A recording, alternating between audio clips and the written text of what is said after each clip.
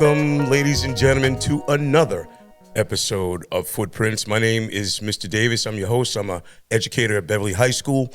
And joining me today is none other than Bond, James Bond. No, it is Matt Bond, the chemistry teacher, our favorite guy, is joining us. Welcome to the show, Mr. Bond. Well, thank you very much, Mr. Davis. It's a pleasure to be here, and that's quite the intro. Well, I try to do that. I'll humbly back into this. Let me earn those accolades. Oh, yes. I believe you will, sir. I'll try. I believe you will. So I usually ask this of all my guests who come on. I'm going to ask you as well. Tell us something about you, sir, that nobody knows. Could be something quirky, could be something funny. Now, I got to say, I've done a little bit of homework, so I knew this was coming. So I'm sorry if this sounds kind of caged, but I like things done well, and I like new things. Okay. That's always, that's what got me into neuroscience, about like what happens, what the brain likes, what gets stimulated and whatnot. And I don't think many people know this about me, but I like way back when I was in high school, I had a friend, and she gave me a Christmas present. It was like nothing else that I'd ever had. I went away to private school for a bunch of reasons, and all of them good, and had the time of my life there, kind of like Harry Potter going away to Hogwarts. Nice. And and I discovered a ton of things there, and one of the things that my friend gave me at Christmas was this. Oh. And this was deep green, just soft. It was amazing. It felt just incredible to put on, light. I'm digging the silk. It was so nice. And so I don't think that's ever come up in a context before. And I was thinking, like, what can I drop to talk about beauty, to talk about natural things, to talk about like a neat experience. And if you haven't ever put on a silk shirt, that's it. I guarantee it. It's like they pack up small. You'll be like the only guy in the room with the silk shirt on. I love it. I'm not talking like Seinfeld, like puffy, like with ruffles or anything like that. You're talking about real silk. I'm talking about like, yeah. Okay. So, all right. So, ladies and gentlemen, you heard it here first. Let me say that Mr. Bond indeed loves silk shirts. We like that. Yeah. We love that a lot. Let's delve into you a little bit. Do you have any siblings, Mr. Bond? I have one older brother. One older brother, okay.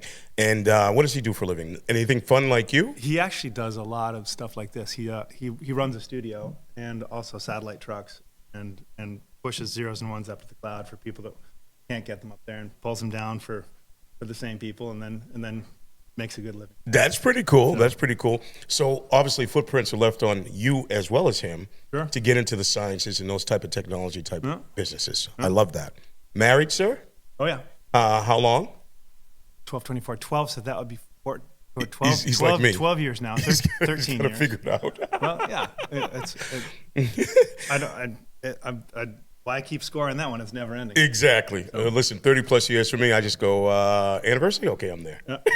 And grandkids and all kinds of stuff like that, too. Sure. That's How a do you beautiful keep part. all that straight? Oh, well, that's a story. That's a definite story. We'll get to that.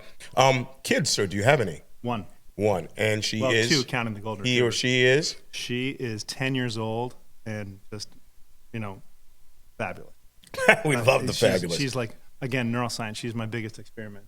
I love it. And not mine to make, because she'll do that on her own, but mine to break. And I keep challenging her, and she keeps rising to the occasion. I like it. And making me proud. I love it. So much. So I have 7 children, but that's another story. 4 boys and 3 at least girls. 7 of them. Yes, 7. Yeah, we have a basketball team and a couple of subs. Yeah. So let me ask you a couple of questions. If you could ban one element from the periodic table, what would it be? Banish it. Just get rid of it. I don't want it. Just like just you're done. I'm in the paint. Just See ya. Yeah. Huh. What would it be? Well, I'm tempted to go with lead, just because it's poisonous. But I got to go with sort of a little shout out to the diversity of the periodic table. They've all got their space, and they've all got their properties. They've all got their uses. There's the shy ones. There's the light ones. Heavy ones. Okay. There's the reactive ones. There's the really chill ones. So that's a hard question to answer. I don't really have one right off the top of my head. But well, let me ask you this question. Someone said to me, I don't know if this is true. Does metal sweat? Is that a true thing? Do you know if that's true? Yeah. Well, it depends on how you define, sweating. My daughter and I were sitting on our doorstep one day, and a friend of mine pulls up, and he pulls up with 2 adult beverages. Okay. And he hands Love one those. to me, and we're sitting down on the stoop, and he turns to my daughter, and says, "Look at this," and he's pointing at the liquid on the outside of the can. Yeah. And he says, "Where do you think that came from?" And she doesn't miss a beat. She says, "That's condensation." She's on though. And she was like 3 years old. Like, you go, little girl. So if you get a cold metal and you put it out into a humid day, it's going to pull the water there. So if it gets wet. Oh, that's awesome. So it's not coming from the inside. Okay, Not so like, she not knows. like we're sweating, but so I guess some metal. Look at that. To answer That's your the question. footprint you're leaving on her already. I'm trying. I love it. I'm trying. I love it. So, tell me, what's the most ridiculous science myth that a student has seriously believed? Oh. You must have a bunch of you're stories. Gonna make me dip my feet in this pond. Well, it's Yeah. Well, COVID was, there's all kinds of stuff that came up then with, home cures and this cures and science this and people wanting their own facts and whatnot. The most. What would you think? So you're asking me the most ridiculous Science myth that a student Yes. has kind of seriously believed. I believe that's true, even though it might not be. And there's a bunch of them, actually. Yeah. Like, do bees smell? That's one. I don't know. If Yeah. that's... Well, there's all kinds of fun questions that always come up. Like, do fish get thirsty and stuff like that? like that. And like, do crabs think fish fly? Like, what's going on up there? Let's see. I ask them, like, sometimes, like, if you step on a hose, Right. then what's going to happen to the water coming out of the hose? And then I say, well, if you run on an extension cord under a rug and you put a dresser on top of the extension cord, the light gun. Right. And so I challenge them with that, just to see what they think. So I mean, there's the like I said in the COVID, there's a whole bunch of like different stuff that kids try and say, but we learn more from our failures than we do our lucky wins. That's true. So, which leads me to the next question. I'm totally fine with kids coming up with all these cockamamie things of I Cheerios are really like alien farts or something like that. So like, okay, if you really want to believe that, I'm going to ask for some proof. Exactly. But there's the global warming and there's all kinds of stuff like that always come up. That's one of my favorite expressions is the mouth of a child the face of a child can say it all, but especially the mouth part of it. So this leads me to my next question. I love this is perfect. So have you ever sort of accidentally created a classroom explosion that you had to play off as part of the lesson? Let me see. There's there's been a lot of them. None of them in Beverly. No, absolutely none in Beverly. That's good. There was. It's education is theater. Well, for you, sir, and for sure. Yeah, but it works well when it's theater. It can still work well if it's not theater. But if you don't get people paying attention, then there's no way that the communication is true. So true. I'm lucky enough to be in a place where I can do some fantastic.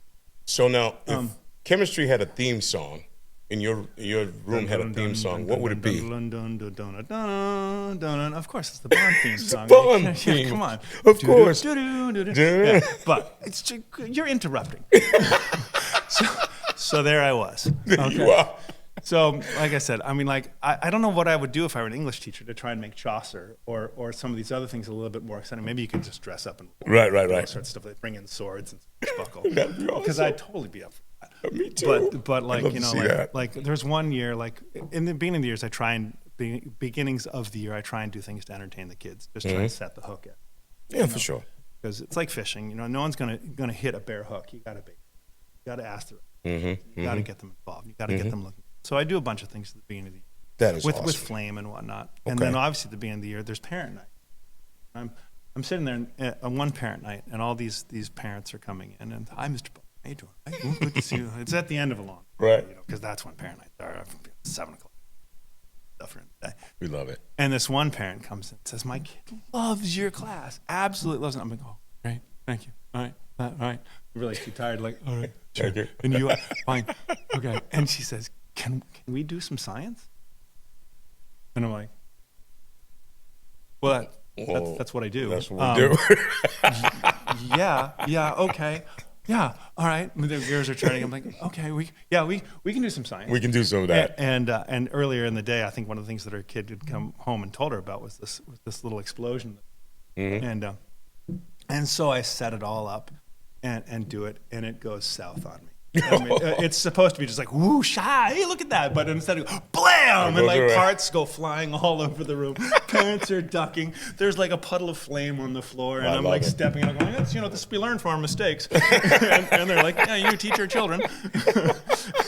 And that's perfect. Exactly. So that was. They don't think they. The beauty of that is here you are, as a science teacher, imprinting your footprints on those kids, and having like laughter and humor infused in all of that stuff is the beautiful part of it. And now as they're learning it, they're going to remember you because you've left that footprint on them. Yeah, and if you heat your boots up enough and the rubber melts, that footprint really lasts a long time. Yeah, it lasts a long time. We don't want to do that though. No. You got to learn, like I said, learn from your mistakes. Yes, indeed. So one question I have for you, and I've been thinking about a lot of this. So what inspired you really to become like a science teacher? What was the one thing that really kind of pushed you and said, you know what, this is what I want to do with my life. I want to influence kids through science. What was the thing that got you to that point? I think we as a society fail with that. When I grew up, around the dinner table, a lot of the discussion was talking with parents about getting your future going. And I was a member of a ski house, and it was there were 6 families, and they were almost all involved in science in some way. Mm-hmm. My dad, who was there was another guy who worked for Raytheon. There was another guy who was a self-employed. There were some doctors in there, and there was this wonderful family, a man by the name of Dr. David Hubel, who in the early 80s actually won the Nobel Prize. Oh. The Nobel Prize. That's impressive. Like gold, like Sweden. Mm-hmm. Oh, yeah. Oh, man. And so a lot of the talk, so I kind of grew up in this, and I didn't know it, because these were just people that I was growing up with. Right. And this sort of, this is what you do with your life. Mm-hmm. You find truth. You try and make things better. Right. Take care of your family. No doubt. And ski on the weekend. Yeah. So ever since I was little, I had this. This is what you do. You're somehow a scientist in some way, shape, or form. Although you can still have a wonderful life being a great waiter or waitress. Mm-hmm. Like that's bringing love to the world. Right. How many times you've been bummed out that you didn't get a salad order, but it's the simple things. Exactly. And if you understand these, even chemistry, it comes down to simple things. And so, growing up, I always thought I wanted to be, a doctor. That seemed to be the logical extreme. Mm-hmm. And I went away to college and I did pre-med and did pretty well, academically and athletically. Okay. And I went to the medical careers office at the end of my stint in undergrad with a pretty solid B+, A- average from a relatively good school. Wow. And the health careers office said, we're going to have trouble getting you to med school. Whoa. And I was like, why not? He said, well, we have trouble getting people with straight A's in. So it's going to be tough for you. Okay. All right. So, I mean, at that point, I'd been in school till I was 23 years old, kind of looking not to go into school. So I took all my science tricks and went to work in the biotechnology field. Okay. Cambridge and Boston, where a lot of science was. And did a lot of work in there. And went through a bunch of different promotions and got some molecules to do some interesting, and helped out with a lot of different healthcare. Wow! And then I got to a point in my life where I could take the stuff back instead of making more people piles of money. Right. That I could then go and try and give back to take my tricks that I learned in science and make society better instead of just making products better. Right. So I got into teaching. Got into teaching to try and because like I said, we as a society fail without an educated public, and there also wasn't that many people going into math and science at the time, and I kind of felt the calling and also an opportunity to do it, because, well, I mean, like, you don't get the training in the sciences and the math, and then come up with often the decision to become a teacher, right, straight out of school with the debt and whatnot that you have to do. No doubt. Because the compensation just doesn't really work. That's right. Well. So I take a different route sometimes. So I got there later in life and answered the call to teaching, and it's been the hardest job I've ever done. And I've done some pretty hard stuff. No doubt. So what did your parents do for a living, if you don't mind me asking? What did they? Dad was an engineer for Polaroid. Okay. Back in the day when Polaroid, basically digital and Polaroid employed. So math and science is definitely big in your house. 1 out of every 5. Okay. All right. Polaroid camera. Yeah. Shake it like a Polaroid. Yeah. Shake it like a Polaroid picture, baby. That was my dad. Actually, he designed the roller system that squished out the chemistry. How great is that? To get the chemistry like equally on the film.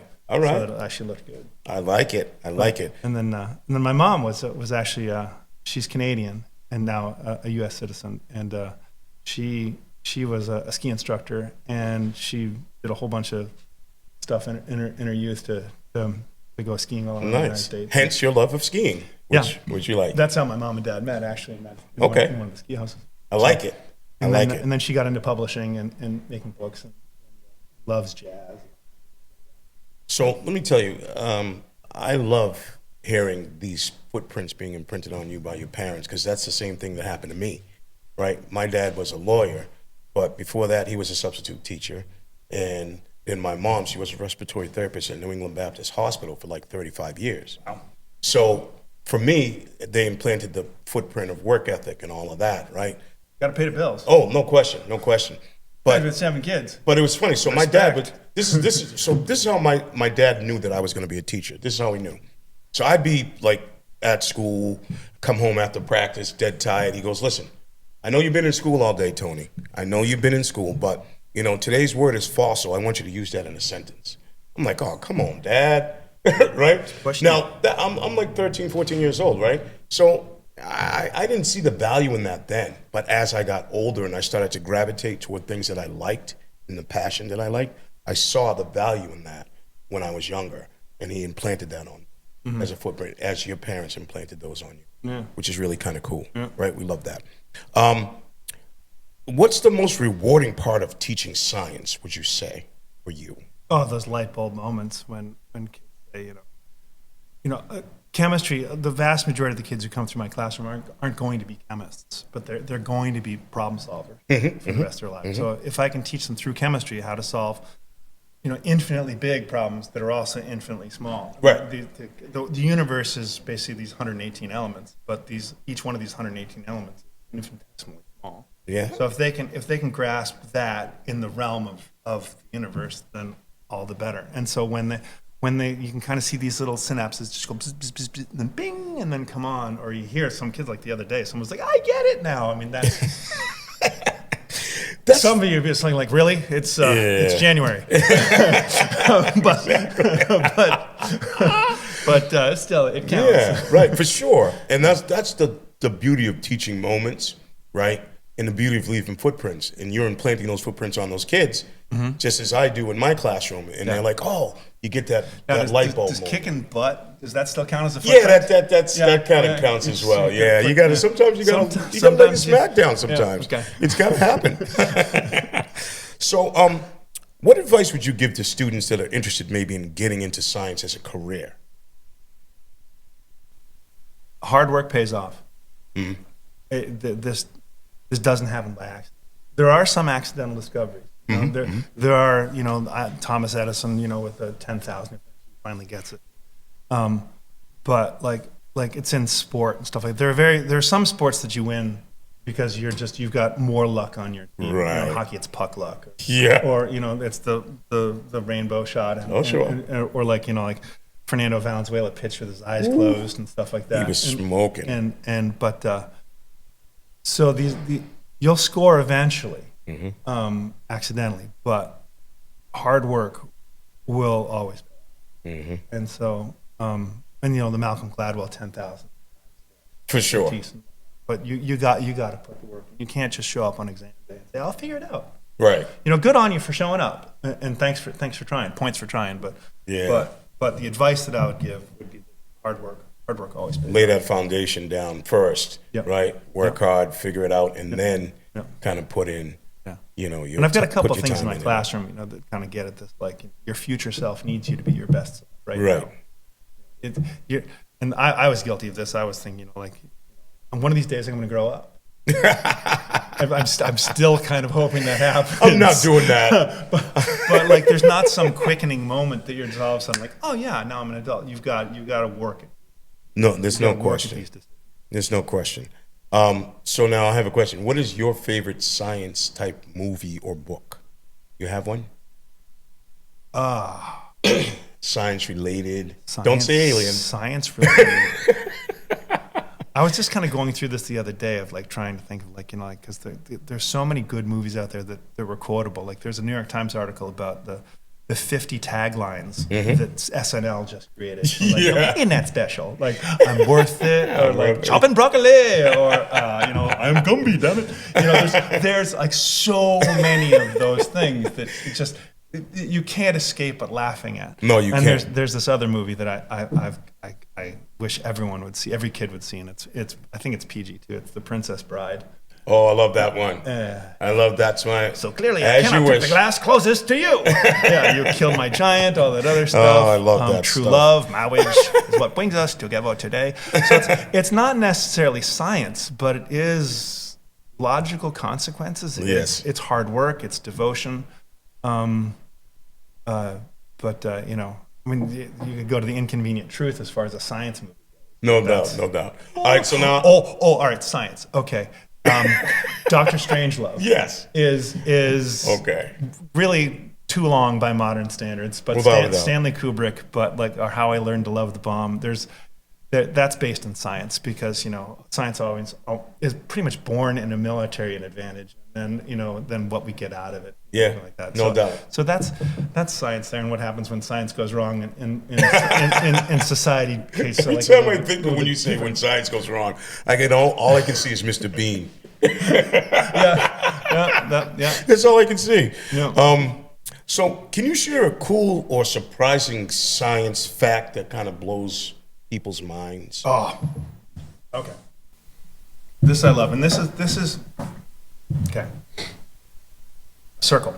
It kind of brings me back to Harry Potter because there's like a sort of a deathly hallow. Mm-hmm. The relationship between the circumference of a circle and its diameter is consistent, whether the circle is this big, this big, whether it's tiny or small. And it always boils down to one number. A beautiful number. A number that goes on for infinity. And, 0? And never repeats itself. Oh, is that right? And is also the name of a dessert. Pie. Pie? Who doesn't? I love pie. What's your favorite pie? Apple, baby. A la mode? Of course. With butterscotch on top? Would that be an ad, or is that maybe too a little much? whipped cream? Okay. Which I like. Crumble which is really good. Crumble top? Yes. Or lattice top? Oh no, both. No, I'm all about the apple pie. Okay, so it doesn't make a difference whether it's successful apple pie. It's kind of like pizza. There's no such thing as bad pizza. Yeah, it's not bad pizza. All right. So here, follow me here. Okay? In this simple ratio for every circle, to its diameter and its circumference, it comes down to pi. Because circumference is pi d. So circumference divided by diameter is pi. Okay. So 3.141592, something like that. There are people that can memorize that for like hundreds of places. Yeah. But here's what I'm getting at here. It goes on infinitely, forever, and it doesn't repeat. Okay. So if you sign the letter A, 1, B, 2, C, 3, etc., right? And whatever, M, 12, or something like that. Somewhere in this simple ratio is the Bible, is the Quran, is the Talmud, and here's the crazy part: is your email and your password right next to each other? Is that right? Is my email? Get out of town! Yeah, it goes on infinitely. Oh, and my. So we're getting to this point right now with supercomputing that we're going to have computers and stuff like that can mine all of this there and test it all out. It's going to be like always poking at, like the velociraptors in Jurassic Park, always poking at the fence. Yeah. And like, you know, all this stuff is going to hopefully open up and not come crashing down. So science, But I'll like tell you. this pi circumference in any circle is the universe. That's what I mean. In this little tiny thing. Sorry, guys. That's crazy. That took a while to land. I love it, though. I love it. Great explanation. You can tell this is a science guy. Oh, we're not going to call him Mr. Bond, the geek. We're just going to call him Mr. Bond, the science guy. Whatever, just but do that it with was love. really good. That was really good. I like that. So, have you ever had a student come back and maybe share how chemistry impacted their career or anything like that, or how you as a teacher impacted them? You left a footprint on them. Have they ever come back and said, "Hey, Mr. Bond, by the way, you were great, and this is what I learned"? Yeah, this story. I carry it close to my heart. And sure, you asked, so I'm going to go there. There's a student of mine who came up to me one day with some papers, and she came into my class after school and slid them over to me. Said, "Would you sign this?" I'm not going to sign anything. I don't know what it is. She's like, "It's my dropout papers." Oh. And I said, "This is going to get you where you're going to go. Okay, but let's talk about this for a little bit. Mm-hmm. Want to drop out of high school?" She's like, "Huh? Well, what do you want? Where are you going? You can't just like let go of this vine and be in free fall. You got to have something else to grab onto." And she's like, "Well, I think I want to go into childcare." Oh, and I interesting. kind of pulled my glasses down and, really? You without a high school diploma? Do you think that's a wise move? Do you think you're going to really be able to get doors open without a high school? Are people going to leave their kids with someone who doesn't graduate high school? Mm. The discussion happened a little bit longer than that, but it ended with her saying, sort of, "Good point." And she took the papers back without my signature and lasted the year out. And a couple years later, she came back to the high school. And she was all bubbly, high, and her life was pretty good, Mm-hmm. and whatnot. And she left me a note in my mailbox. She said, "Dear Mr. B, thank you so much for that talk. If it wasn't for you, I wouldn't be here right now." And then I shared that story with the guidance counselor because it made me feel really good. Yeah. And the guidance counselor was like, "Yeah." When she said she wouldn't be here right now, there was a deeper meaning to that too, because she was in a bad place. So to think that I kind of, that I helped out with that. Was, I love it. I love it. Makes all of this. So all this worth it. That's why we do what we do as educators and teachers, right? We're leaving those footprints on our students, and we're inspiring them to find their journey and their path, whatever it is, right? And if you weren't there, yeah. And sometimes you got to say no. It can't all just be yes. Right. You do. You're right. 100%. All right. Now, something on a lighter note. Okay. Here we go. What's your favorite element on the periodic table? Did we discuss that already? We did. You want a lighter note? Yes. Let me see what you got over there. I got a lighter note for you. Oh, I like this. I like this already. I see what's happening. Hello, people. As you can tell, he entertains children, which we love. I brought Lacoste. Yes, you did. All right, so let's switch gears then. So if you could have dinner with, I don't know, any famous chemist in the history or anybody in history, throughout history, who would it be and why? Good question. Well, Mendeleev, the father of the periodic table, would be one of those. But, okay. Then maybe Alfred Nobel, from his contribution to long-lasting integrity and science. Love it. I want to throw in some shouts out to people who deserve to be recognized, who are also be great to sit down with, like Rosalind Franklin. Oh yeah. Some of the courageous ladies that advance science even in the face of this male-dominated field. Mm-hmm. Antoine Lavoisier's wife, who helped him out with all the stuff there, and I'm unfortunately I don't remember her name. I